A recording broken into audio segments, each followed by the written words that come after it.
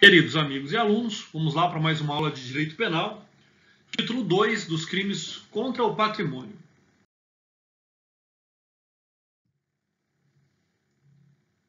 Na nossa aula de hoje, capítulo 6º, do estelionato e de outras fraudes, um artigo muito conhecido ou muito dito e pouco estudado pela maioria dos brasileiros. Quando nós falamos aí no artigo 171, com certeza todo mundo já ouviu falar, mas em razão da sua complexidade, em razão da sua amplitude, poucos de fato conhecem aquilo que significa o artigo 171 do Código Penal. Diz aí então o artigo 171 do Código Penal: obter para si ou para outrem vantagem ilícita em prejuízo alheio, induzindo ou mantendo alguém em erro, mediante artifício, ardil ou qualquer outro meio fraudulento, pena reclusão de 1 a 5 anos e multa de R$500 mil a 10 contos de réis. Parágrafo 1º. Se o criminoso é primário e é de pequeno valor o prejuízo, o juiz pode aplicar a pena conforme disposto no artigo 155, parágrafo 2º. Parágrafo 2º. Nas mesmas penas incorre quem?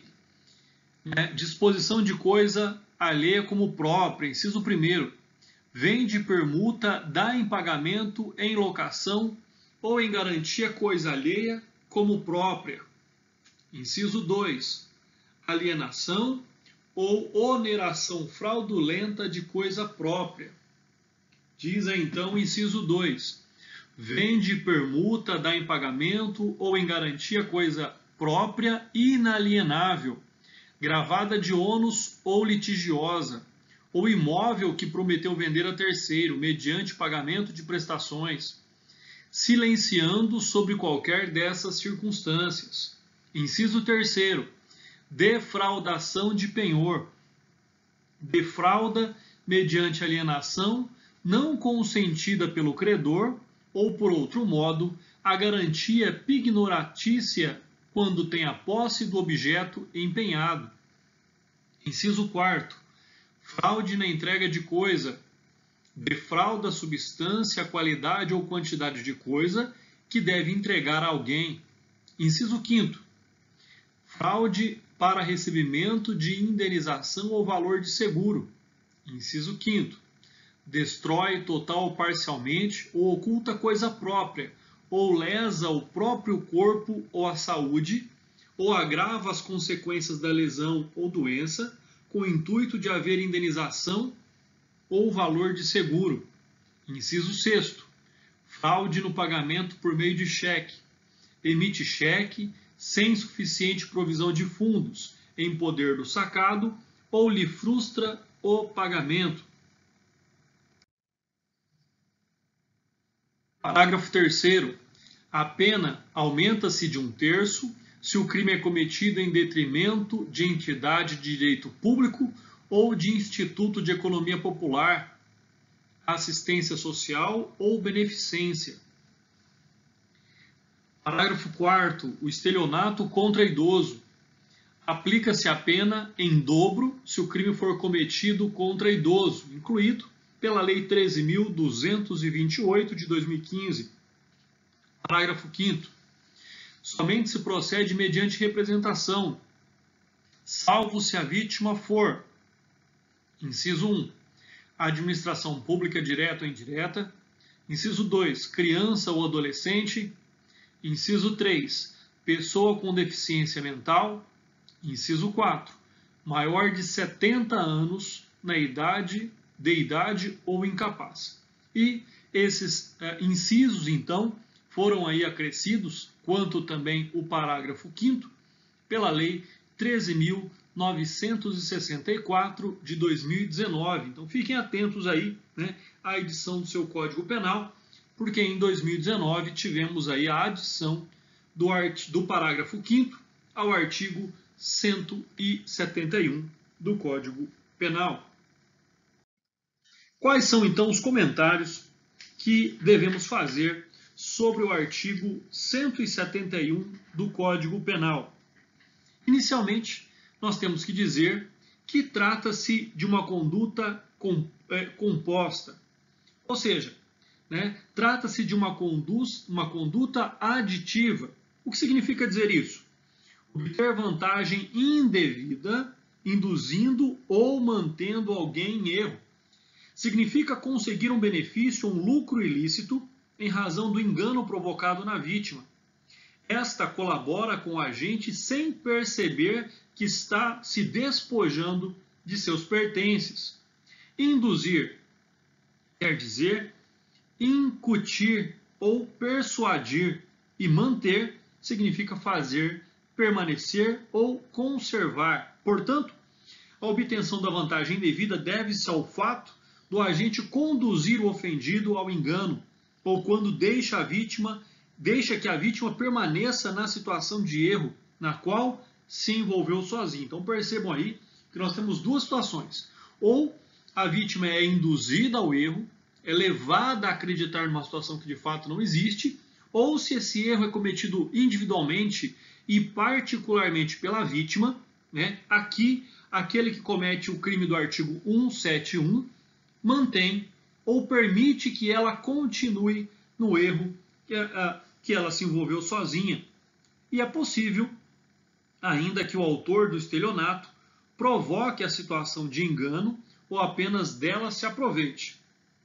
De qualquer modo, comete uma conduta proibida, tanto produzindo essa situação do erro, quanto se aproveitando desta situação do erro. E aí eu cito a jurisprudência do Tribunal de Justiça do Acre e diz: se os apelantes atingiram seu desígnio obtendo vantagem ilícita por meio fraudulento, induzindo as vítimas a erro, comprando mercadorias e pagando com moeda falsa, incidiram na conduta do artigo 171 caput do Código Penal. Diz ainda a jurisprudência do Tribunal de Justiça de São Paulo, ré, que procede a abertura fraudulenta de conta bancária em nome de terceira pessoa, e obtém talões de cheque, emitindo-os sem provisão de fundos para realizar a aquisição de bens, induzindo a erro os vendedores, autoria e materialidade bem comprovadas nos autos, anotando-se a confissão da acusada em juízo, corroborada pelos depoimentos das vítimas, condenação acertada, evidenciado o dolo, não se admitindo a aplicação do princípio da insignificância, dosagem das penas que não merece reparo, recurso improvido. Tribunal de Justiça do Rio Grande do Sul. Os elementos de convicção constantes dos autos demonstram a materialidade e a autoria do crime de estelionato narrado na inicial acusatória, revelando que o acusado induziu a vítima em erro, causando-lhe prejuízo e obtém vantagem ilícita em adquirir mercadoria no comércio e realizar o pagamento com cheque com registro de roubo. Tribunal de Justiça de Alagoas. Na hipótese, resta evidenciada a prática do delito de estelionato, restando os elementos do tipo penal preenchidos, uma vez que a vantagem ilícita percebida consistiu no recebimento de materiais de construção sem pagar por eles. O prejuízo alheio correspondeu ao fornecimento de materiais sem a devida contraprestação financeira. O meio fraudulento diz respeito à maneira como os crimes foram praticados, todos mediante a apresentação de cheques falsos e sem provisão de fundos, deixando todas as vítimas em situação de franco prejuízo. Então percebam aí, né, como é que nós devemos então compreender a prática do crime de estelionato na sua figura talvez aí mais simples, na sua figura do caput do artigo 171 do Código Penal. Quanto aos sujeitos aí envolvidos na prática deste crime, tanto o sujeito ativo quanto o sujeito passivo são pessoas comuns, ou seja, qualquer pessoa pode aí ser o sujeito ativo ou o sujeito passivo deste crime. Importante ainda dizer quanto ao elemento subjetivo da conduta, né, de todas aquelas condutas que nós lemos lá, né, na íntegra do artigo 171 do Código Penal, nós temos que compreender que aqui o sujeito ativo da prática desta conduta somente pode praticar o ilícito de forma dolosa.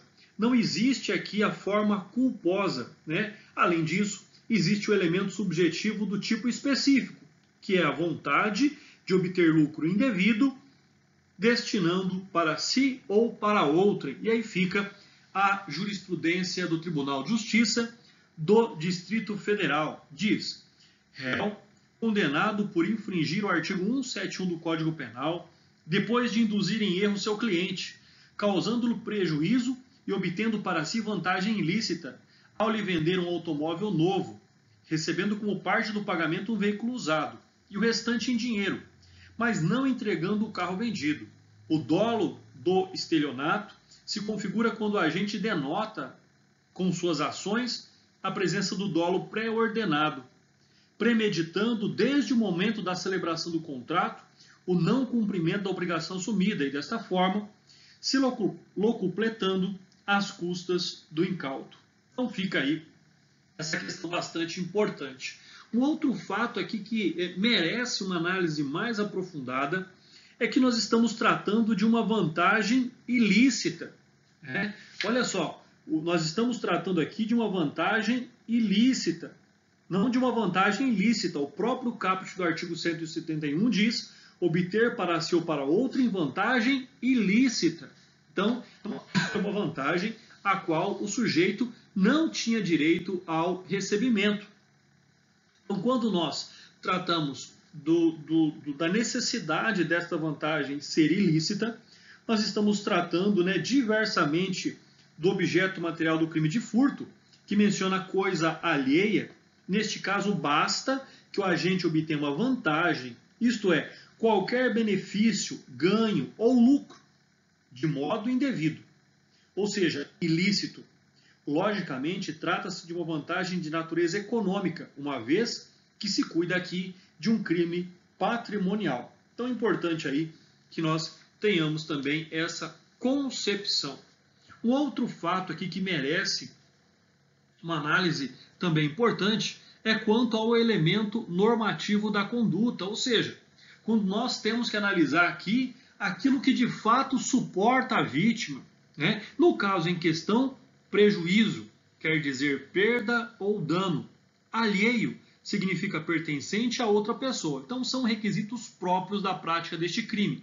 A vantagem é indevida, é ilícita, deve causar um prejuízo sobre pessoa alheia, né? Ou seja, portanto, a vantagem oferida pelo agente deve implicar numa perda de caráter econômico, ainda que indireto, para outras pessoas.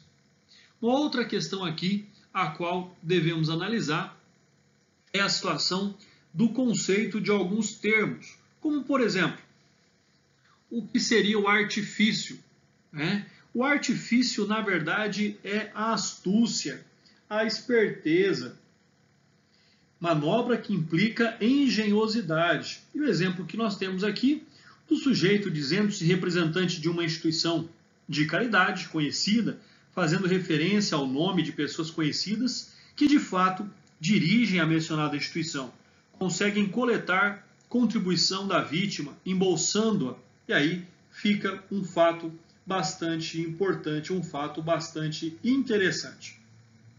Uma outra questão que se aborda aqui quanto ao artifício ainda é a citação da jurisprudência do Tribunal de Justiça de Santa Catarina. Réu que utiliza artifício de boletim de ocorrência de acidente de trânsito falso para induzir seguradora em erro, obtendo vantagem ilícita. Dolo caracterizado, posterior ressarcimento do prejuízo e relevância, crime consumado com a obtenção da vantagem ilícita. Condenação mantida, recurso não provido. Bom, vamos aí agora para aquilo que significa, né? Qual é o conceito do termo ardil? É também artifício, esperteza, embora na forma de uma armadilha, cilada ou estratagema.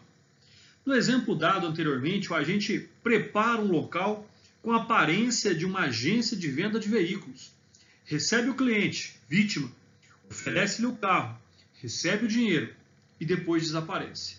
Trata-se de um ardil, então.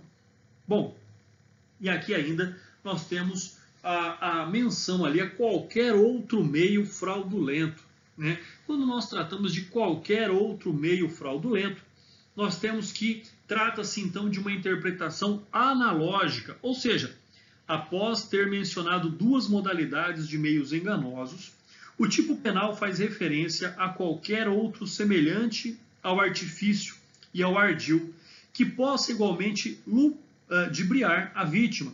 E aí então cito a jurisprudência do TRF4, que diz: para a configuração do delito de estelionato, é necessário o emprego pelo agente de meio fraudulento e a obtenção de vantagem ilícita para si ou para outrem em prejuízo alheio.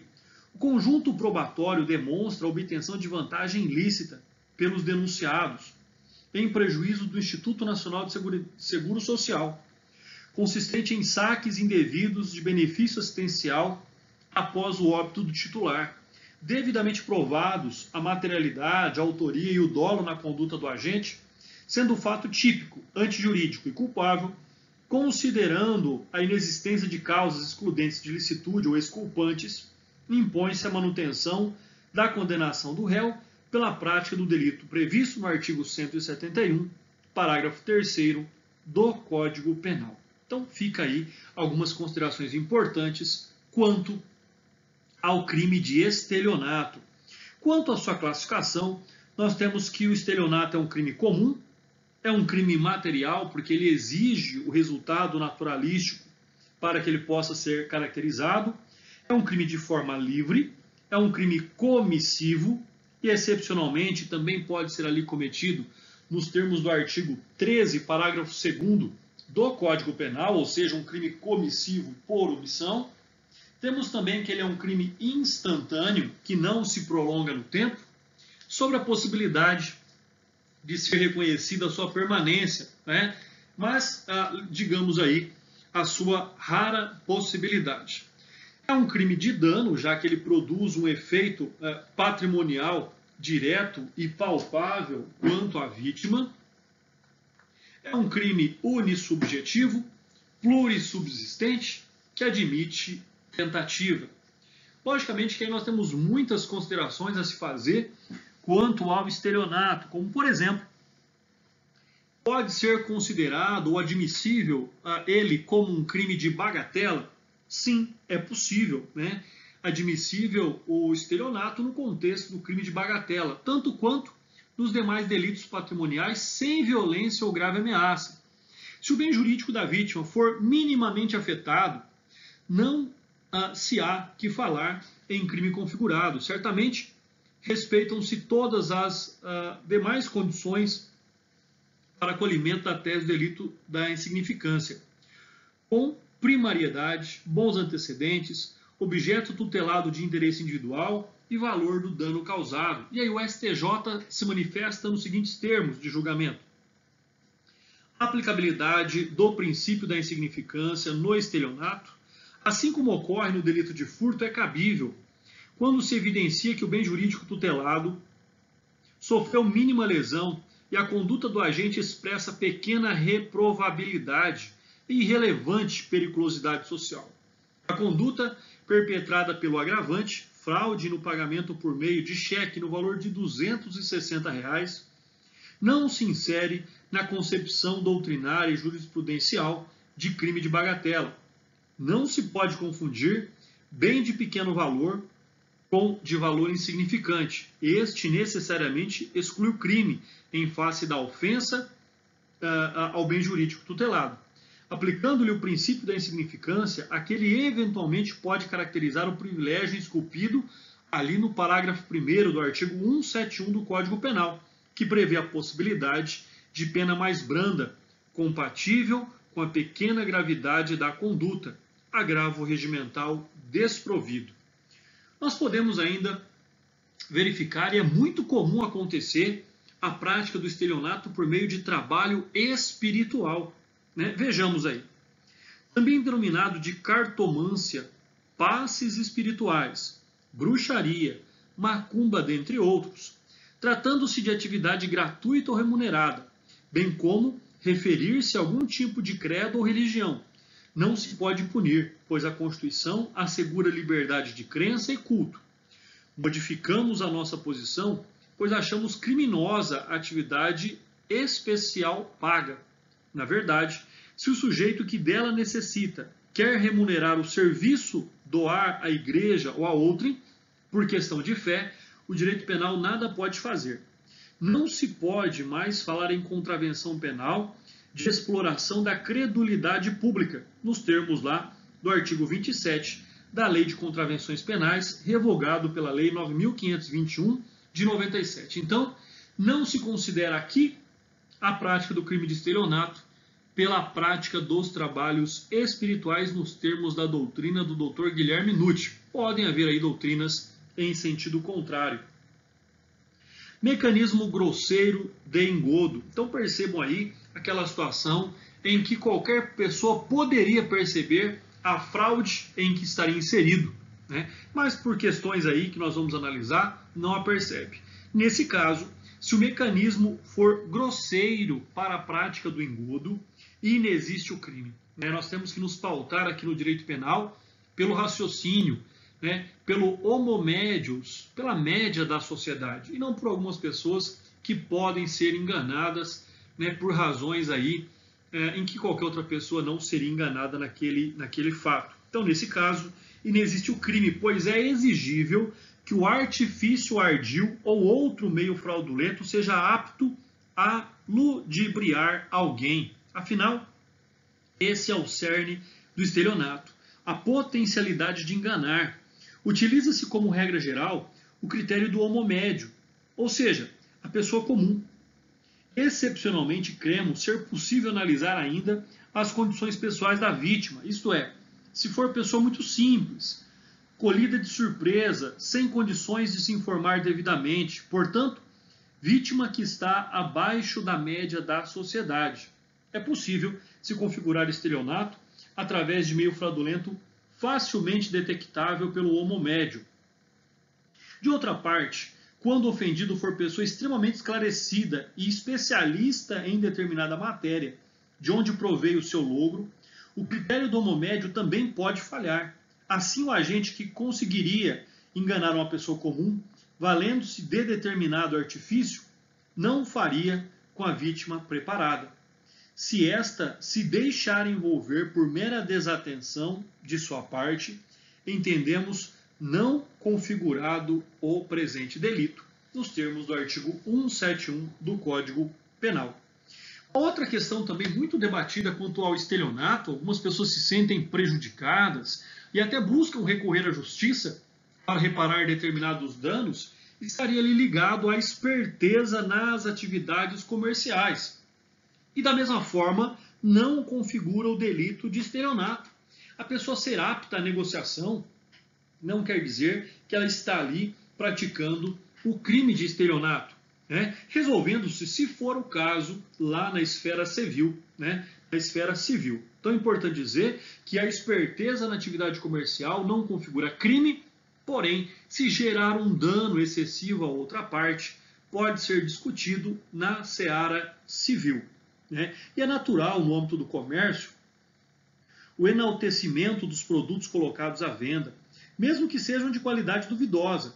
Cabe ao consumidor ater-se às marcas de confiança, à tradição da empresa e à informação captada. Por outro lado, pode dar margem ao estelionato quando a propaganda chega a extrapolar os limites do razoável, afirmando situações inexistentes, negando garantia outrora prometida, tudo a demonstrar o ânimo da fraude por parte do vendedor ou do fornecedor do produto ou do serviço. E aí, logicamente, nós não poderíamos deixar de falar da aplicabilidade do Código de Defesa do Consumidor com relação à publicidade, à propaganda, né? Então nós temos lá, por exemplo, as propagandas enganosas, as propagandas abusivas, e aí então haveria ali também uma busca de reparação de dano, também aplicável à matéria específica, que é o Código de Defesa do Consumidor. Pessoal, uma outra situação bastante interessante também é a questão da torpeza bilateral, ou seja, onde as duas partes estão envolvidas ali no intuito de causar prejuízo ao outro, de enganar o outro. Então, cuida-se de uma situação que se vislumbra na mesma ânsia de levar indevida vantagem tanto do fornecedor/vendedor quanto do adquirente/comprador. Seria um cenário no qual ambos querem enganar, dependendo, pois, de sorte para tanto. Se essa ambição desmedida invadir o campo da fraude, exemplo, vende-se um carro alheio recebendo um cheque furtado. Parece-nos que, de fato, é atípico, não se podendo eleger aleatoriamente quem punir. Por outro lado, não soa racional sustentar a ideia de ser o estelionato um crime de ação pública. Logo, ambos devem ser punidos. Ora, o bem jurídico, no caso aqui o patrimônio, não foi afetado, nem para quem vende o bem alheio, nem para quem paga com título igualmente alheio. No entanto, o crime persiste na hipótese de uma das partes agir com fraude atingindo o patrimônio de outra que atuou de forma imoral ou antiética. Assim, no conhecido golpe do bilhete premiado, o agente cerca a vítima contando-lhe uma mirabolante história de necessidade, como de ter que socorrer urgentemente a mãe à beira da morte, lá no interior, propõe a troca de um bilhete premiado que possui por uma determinada quantia em dinheiro, acompanhando o ofendido até uma casa lotérica que de posse do bilhete falsificado demonstra que realmente o referido bilhete foi premiado naquela semana. A vítima, por sua vez, pretendendo valer-se de uma boa oportunidade para oferir um lucro, aceita o negócio. Fica com o bilhete falsamente premiado e entrega a soma ao agente. Existiu nessa avença torpeza bilateral. Sob o ponto de vista moral, o agente enganou o ofendido, mostrando-lhe um bilhete falso. A vítima, por sua vez, em vez de auxiliar quem estaria precisando do apoio no momento tão crucial, resolve levar vantagem e adquire o bilhete premiado a baixo custo. Um outro exemplo que merece ser mencionado aqui, para melhor esclarecimento deste crime e dessa condição da torpeza bilateral, seria aí o caso concreto recentemente noticiado pela imprensa, que é o caso dos alunos que, efetuando o pagamento de determinada quantia exigida, disseram-se lesados por determinado estabelecimento de ensino superior, tendo em vista que a eles foi prometido um curso rápido e compacto, de uma semana, para que obtivessem diploma universitário. Ora, o intuito de levar vantagem com nítida torpeza, pois é do senso comum que tal situação está fora da realidade nacional. Ficou patenteado que cada uma das vítimas desse golpe. Esta última situação pode afastar o conteúdo primordial do estelionato, que é a potencialidade para enganar a vítima. Deste modo, quem se arrisca a tirar um diploma em uma semana está ingressando num jogo torpe desde o início. Outras hipóteses não faltam para exemplificar a participação do ofendido no contexto do estelionato, quase que pedindo para ser enganado. O outro golpe comum é do carro barato. Anúncios são publicados em classificados de jornais de grande circulação, oferecendo veículos a preço bem abaixo do mercado. Os telefones de contato normalmente são celulares ou linhas de telefone fixo comunitário.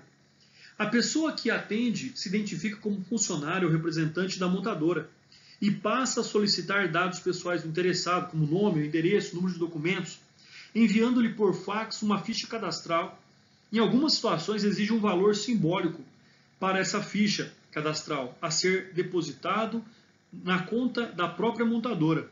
Os números das contas são obtidos ilegalmente e, em seguida, o estelionatário pede um depósito com o valor total ou parcial do veículo em nome de um terceiro. Diz que é carro de frota, por exemplo.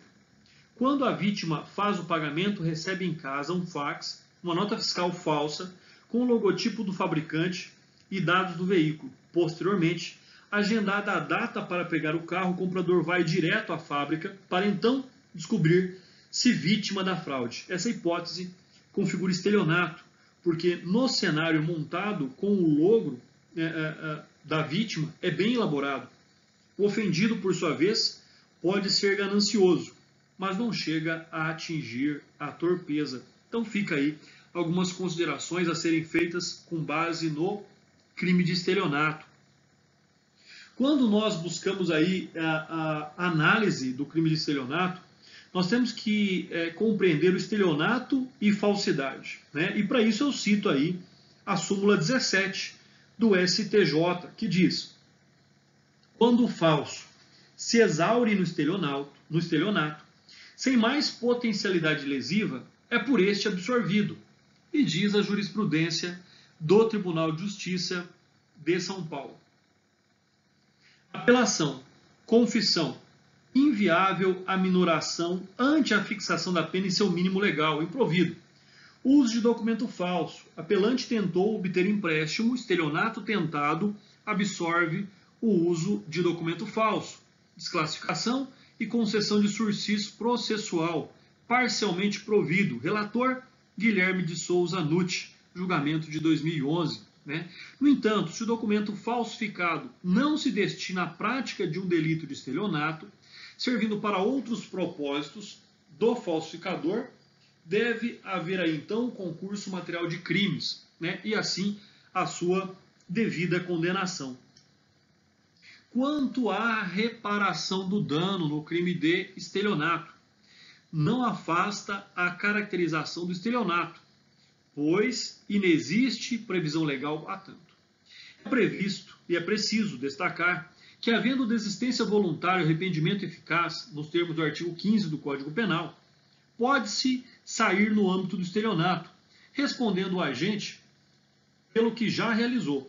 Outra hipótese é o arrependimento posterior, nos termos do artigo 16 do Código Penal, que permite a reparação do dano antes do recebimento da denúncia, dando ensejo uma causa de diminuição de pena. Finalmente, a reparação do dano antes da sentença permite a aplicação da atenuante nos termos do artigo 65, inciso 3, letra B do Código Penal.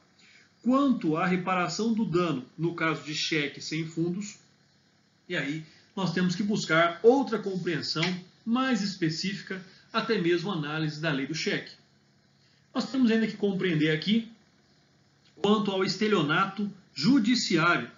Denomina-se como tal a manobra, o ardil ou engodo utilizado no processo, de forma a ludibriar o juízo ou a parte contrária, podendo alcançar provimento favorável à sua pretensão. Entretanto, não nos parece possa subsistir tal figura em plena demanda, quando provas podem ser produzidas e ao contraditório, justamente para evitar esse tipo de fraude. E aí eu cito aquilo que diz o STJ. Não configura estelionato judicial a conduta de fazer afirmações possivelmente falsas, com base em documentos também tidos por adulterados em ação judicial, porque a Constituição da República assegura à parte o acesso ao poder judiciário. O processo tem natureza dialética, possibilitando o exercício do contraditório e a interposição de recursos cabíveis, não se podendo falar, no caso, em indução em erro do magistrado. Eventual ilicitude de documentos que embasaram um pedido judicial são crimes autônomos, que não se confundem com a imputação de estelionato judicial. A deslealdade processual é combatida por meio do Código de Processo Civil, que prevê a condenação do litigante de má-fé ao pagamento de multa e ainda passível de punição disciplinar no âmbito do Estatuto da Advocacia. No tocante à falsidade, apresenta-se o habeas corpus como via inadequada ao trancamento da ação penal, pois não revelada primo oculi a pretendida falta de justa causa. Intento, em tal caso, que demanda revolvimento fático probatório, não condizente com a via restrita do right. O recurso ordinário, parcialmente provido, apenas para conhecer a tipicidade do delito de estelionato, trancando por conseguinte a ação penal por falta de justa causa, somente neste particular, devendo a persecução prosseguir em relação aos demais crimes de uso de documento falso e de falsificação ou falsidade ideológica. Então fica aí também alguns comentários importantes quanto ao crime de estelionato. Nós temos ainda a questão do estelionato privilegiado, ou seja, como no caso do furto e da apropriação indébita, é possível haver substituição ou diminuição de pena, nos termos lá do artigo 155, parágrafo 2º. Exige-se, para tanto, a primariedade para o réu, embora não se fale em antecedentes. Portanto, somos da opinião de que o juiz, para aplicar este benefício, não deve exigir bons antecedentes, apenas que ele seja réu primário. Pequeno valor do prejuízo. Diferentemente daquilo que ocorre no furto, neste caso, não se refere o tipo penal ao pequeno valor da coisa, e sim à perda sofrida pela vítima. Essa perda, segundo o entendimento de que tem predominado, não pode ser superior a um salário mínimo. E aí, diz o STJ, esta Corte tem adotado como critério de pequeno valor, para fins de aplicação do privilégio do artigo 171, parágrafo 1º do Código Penal, o salário mínimo vigente ao tempo do delito. Quanto ao momento de verificação da ocorrência do dano ao ofendido, cremos dever se considerar o instante da consumação, e não existe razão para ser feita análise posteriormente, pois o benefício refere-se ao crime cometido e não à consequência do delito. Não fosse assim, e poderia o estelionato valer-se da sorte, imagine-se que quem tenha provocado um imenso prejuízo à vítima, quando esta recorre à polícia e o crime é descoberto, já não mais pode evitar a punição. Busca devolver o máximo que puder, visando a transformação do tipo penal simples para a figura privilegiada. Seria a utilização casuística do benefício legal.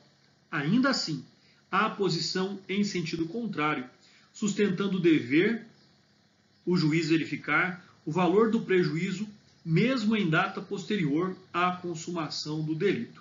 Então fica aí uma questão bastante importante quando nós analisamos o crime de estelionato quanto a esta particularidade.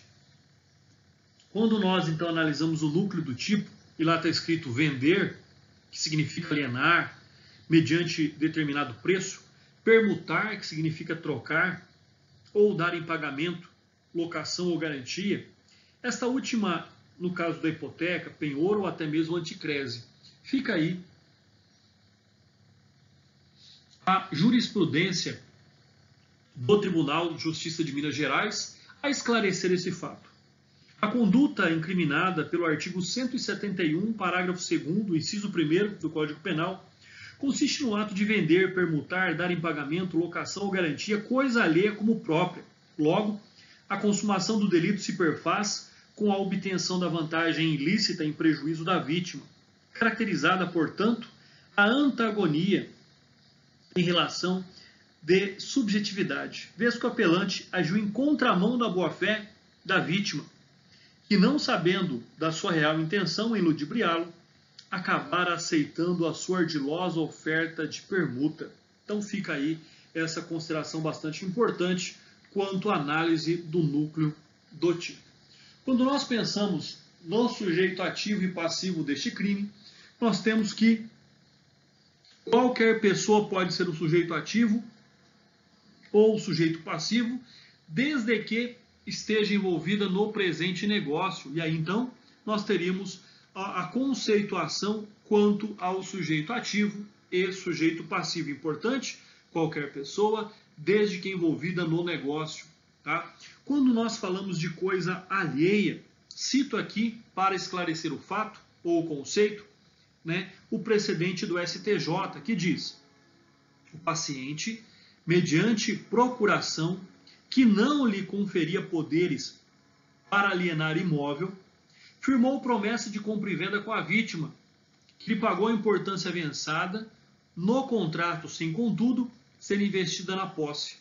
Mesmo diante da discussão a respeito de um contrato de promessa de compra e venda poder configurar o tipo do artigo 171, parágrafo 2º, inciso 1º do Código Penal, o acórdão impugnado mostrou-se claro em afirmar que o paciente efetivamente alienou o imóvel, que não era de sua propriedade, mediante essa venda mascarada, da qual obteve lucro sem efetuar sua contraprestação por absoluta impossibilidade de fazê-la, visto que não era o proprietário do lote que de fato vendeu. Daí ser, no caso, inequívoca a tipicidade da conduta, mesmo que perpetrado o crime mediante a feitura da promessa, não se podendo falar, assim, em trancamento da ação penal.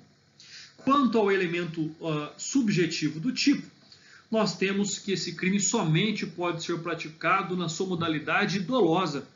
Não se admite, então, a forma culposa para a prática do crime de estelionato, nos termos aí da jurisprudência do Tribunal de Justiça de Minas Gerais, que diz o seguinte: para a caracterização do estelionato, também na modalidade de disposição de coisa alheia como própria, deve haver prova do dolo específico, de que o réu agiu com a finalidade de iludir as vítimas para, em consequência, obter vantagem ilícita.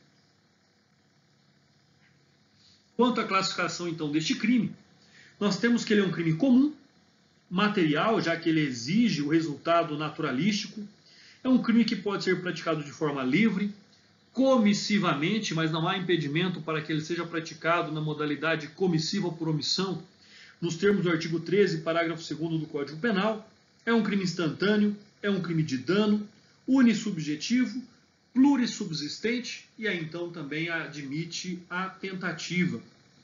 Então fica aí algumas considerações quanto à análise do crime de estelionato. Nós vemos aí que o crime de estelionato ele tem uma figura típica muito ampla, como por exemplo, furto e disposição de coisa alheia como própria. Né? A prática deste crime, na verdade, o engodo nesse crime está na oferta da coisa que não é sua, como se fosse. Então, fica aí, por exemplo, o caso, né, daquela pessoa que tem a posse sobre a coisa alheia e a vende para outra pessoa como se dela tivesse a propriedade. Então, é uma questão bastante distante aí da análise, que faz com que nós possamos aí compreender como é que essa prática delituosa ela acontece. Né? A coisa própria alienada, com ônus ou litigiosa, é um outro aspecto. A coisa é da pessoa, mas ele não tem a liberdade de vendê-la, já que ela é garantia de uma outra obrigação. No caso aqui, gravada de ônus ou a coisa litigiosa. Né? E aí caberia a nós também analisarmos ali o que diz o Código Civil, no seu artigo 1225, e lá diz: direitos reais, inciso 1º, da propriedade, inciso 2, da superfície, inciso 3, as servidões, inciso 4, usufruto, inciso 5º, o uso, inciso 6, a habitação, inciso 7, o direito do promitente comprador do imóvel, inciso 8º, o penhor, inciso 9º, a hipoteca, 10º, a anticrese, 11º, a concessão de uso especial para fins de moradia, 12º, a concessão de direito real de uso, 13º, a laje. Então ficam aí algumas questões também bastante importantes e interessantes quanto a coisa alheia, coisa própria alienada, desde que ela é gravada com ônus ou litigiosa, ao contrário do que nós já vimos que é, né, a alienação de coisa alheia como própria. Então existe uma distinção bastante sensível aí, que é alienar a coisa alheia como própria e alienar a coisa própria, só que a coisa considerada como inalienável em razão daquela situação. Então é uma questão bastante interessante também quando nós analisamos este fato. Outra questão aqui que nos cabe a análise bastante importante é com relação à substância, qualidade e quantidade da coisa. Quando nós, então, buscamos essa percepção, né, o que é substância? É matéria que compõe alguma coisa. Substituir uma joia de diamante por uma de zircônia. Né? Qualidade significante, a propriedade ou atributo de algo que possui. Substituir uma pedra preciosa pura por outra contendo impurezas.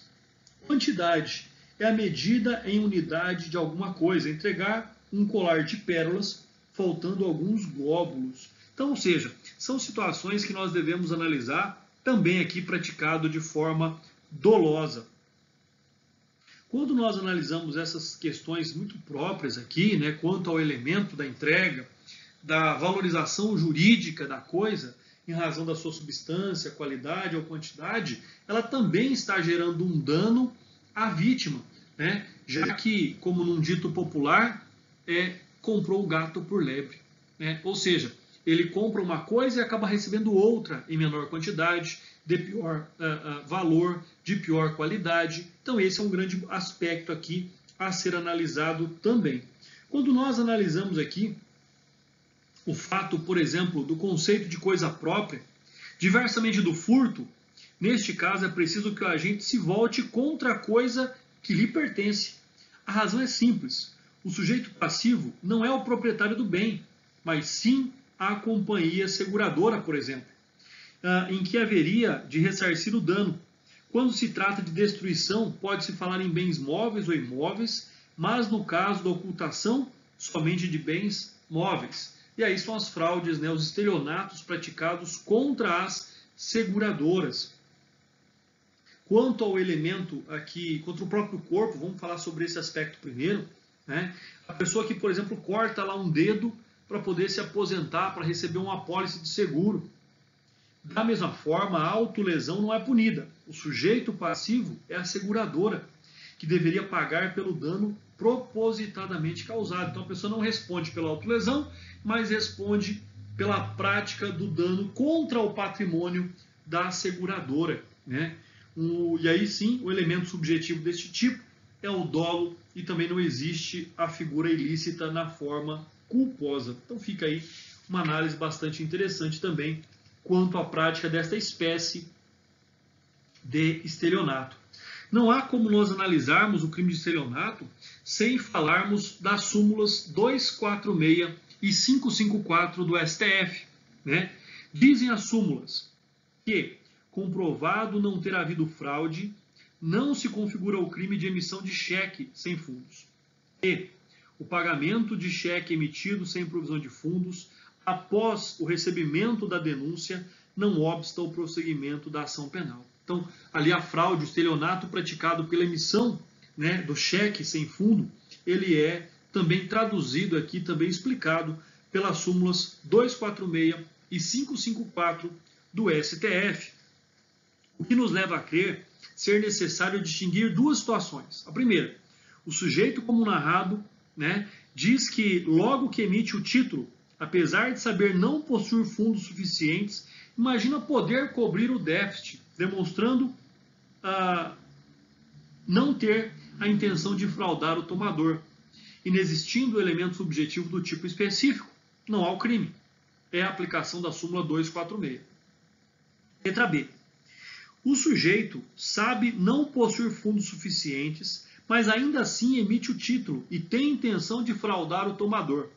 Quando percebe que pode ser denunciado por isso, apressa-se em pagar. Nesta hipótese, o delito houve, não havendo razão plausível para afastar a ação penal, súmula 554. No entanto, por não distinguir as situações, acabou permitindo que o pagamento do cheque antes do recebimento da denúncia impeça a ação penal. Teoricamente, neste último caso, no máximo, poder-se-ia falar em causa de redução de pena, nos termos lá do artigo 16 do Código Penal. Então, uma situação, pessoal, é aqui nós compreendemos que a pessoa hoje não tem o dinheiro na conta, mas emite o cheque na perspectiva, olha, eu tenho um dinheiro para receber, ou eu vou vender alguma coisa, e na data da compensação do cheque, eu vou ter o dinheiro para pagar. Aplica-se a súmula 246 do STF. Agora, se a pessoa no momento que emite o cheque já tem a consciência de que não terá condição de pagamento lá na data do seu vencimento, aí então, ou da sua compensação, não inibe a ação penal. Uma questão relacionada a esse aspecto é com relação ao cheque pré-datado, mas o termo correto é pós-datado, porque ele é datado para uma data posterior de vencimento, ou dado como garantia de pagamento. Nesse aspecto, o título de crédito tem como característica principal de ser uma ordem de pagamento à vista. Por isso, quando alguém aceita o cheque para ser apresentado futuramente, em data posterior à sua data de emissão, está recebendo o título como uma mera promessa de pagamento. Caso não seja compensado por falta de suficiente provisão de fundos, é apenas um ilícito civil, mas não seja compensado por faltas suficientes de fundos. Neste caso, a jurisprudência ela tem a seguinte previsão, e eu cito a jurisprudência do STJ. O Superior Tribunal de Justiça firmou entendimento no sentido de que a frustração do pagamento do cheque pós-datado e de nota promissória não caracteriza o crime de estelionato, em virtude de não se tratar de uma ordem de pagamento à vista, mas apenas de uma promessa de pagamento futuro. No entanto, o simples fato de ser ou não cheque pós-datado ou nota promissória não ilide peremptoriamente a tipicidade criminal, devendo cada caso ser analisado de acordo com suas particularidades. Nos termos do artigo 41 do Código de Processo Penal, a denúncia deverá conter a descrição do fato criminoso com todas as suas características, sob pena de rejeição, nos termos do artigo 395 do mesmo diploma legal, ou seja, do Código de Processo Penal.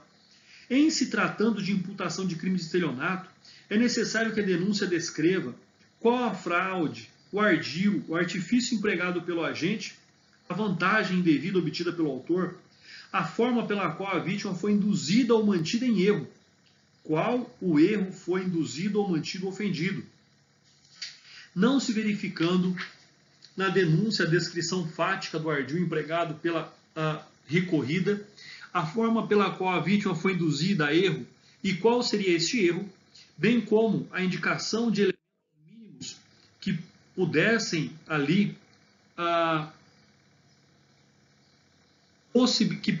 possibilitar auferir a intenção do agente em fraudar o pagamento dos títulos de crédito, quando da celebração do negócio jurídico. Então fica aí a correta decisão em rejeitar a denúncia pela falta da descrição correta da tipicidade da conduta. Sustação de cheque.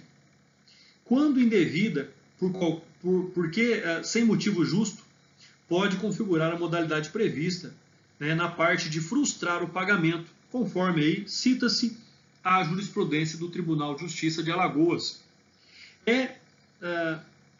Sedimentado na jurisprudência pátria que o cheque dado em garantia de dívida existente ou pós-datado perde sua natureza de pagamento à vista, o que, em regra, afastaria a tipicidade do delito previsto no artigo 171, caput, parágrafo 2º, inciso 6º do Código Penal. Entretanto, as peculiaridades do caso concreto podem afastar a regra, normalmente quando o agente susta a cártula em razão de uma contraordem, bem como quando restar demonstrada a forma manifesta a intenção ardil do acusado, configurando assim o delito previsto no artigo 171 caput do Código Penal.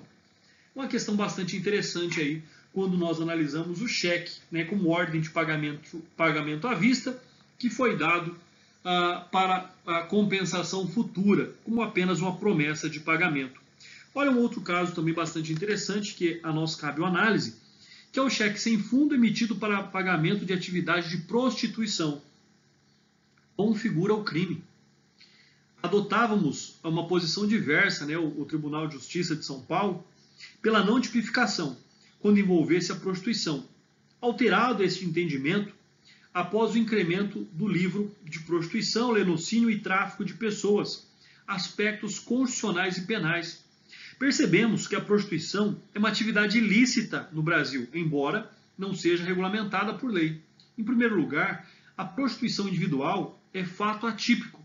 E, em segundo, o Ministério do Trabalho já reconheceu e concebeu oficialmente o código necessário para figurar dentre as profissões regulares, permitindo o recolhimento de contribuição previdenciária.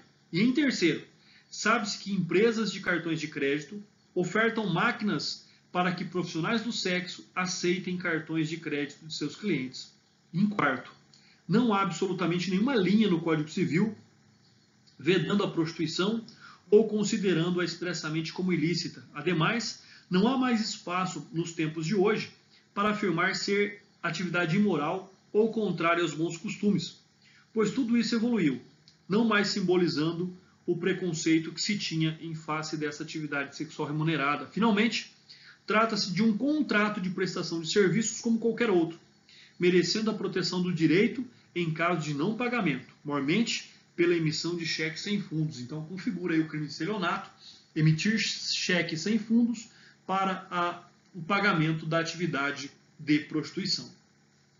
Então, são alguns critérios bastante importantes aí quando nós buscamos aqui o entendimento da prática em todas as suas peculiaridades do crime de estelionato.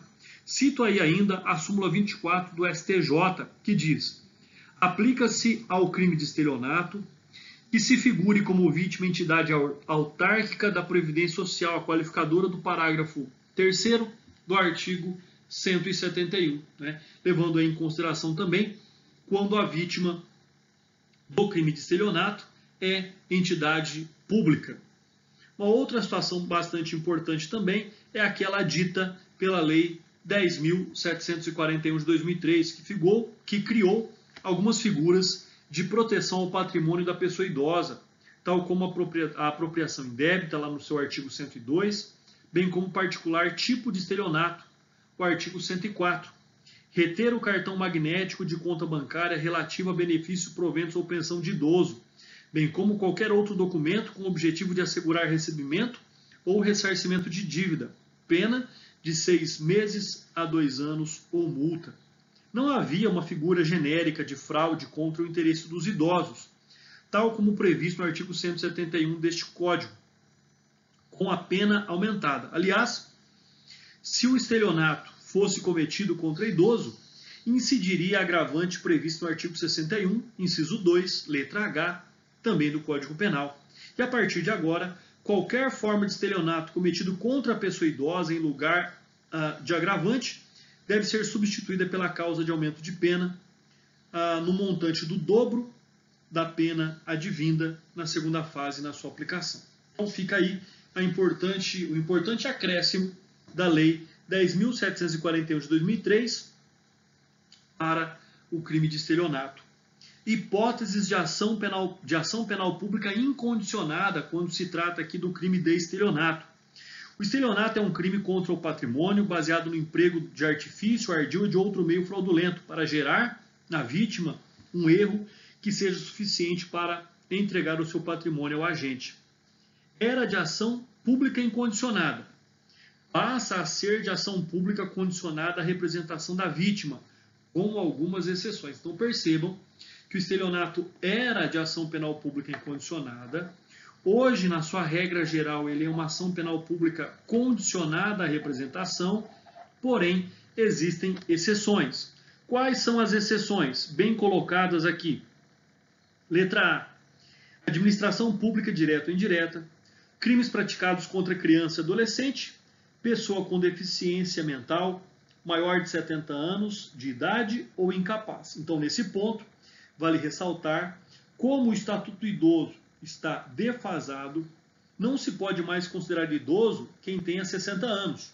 Em vários países, a idade cronológica para apontar a velhice está sendo revista. Neste caso, o estelionato contra idoso somente é de ação pública incondicionada quando a vítima tiver mais de 70 anos. Portanto, aí surge um contrassenso. O idoso com mais de 60 anos é considerado capaz e suficiente para optar entre processar ou não o estelionatário. Porém, o idoso com mais de 70 anos é equiparado ao incapaz e o processo crime contra o estelionatário se impõe. No entanto, para vários outros fatores e hipóteses, o indivíduo com mais de 60 anos é hipossuficiente e precisa de tutela especial. Uma contradição evidente entre o Código Penal e o Estatuto do Idoso. Então, idoso vítima de estelionato com 60 anos ou menor de 70 anos, a ação é pública condicionada à representação. Já idoso vítima de estelionato com mais de 70 anos, a ação é penal pública incondicionada. Sendo assim, nós terminamos os nossos comentários ao crime de estelionato. Um forte abraço a todos, bons estudos e até a nossa próxima aula.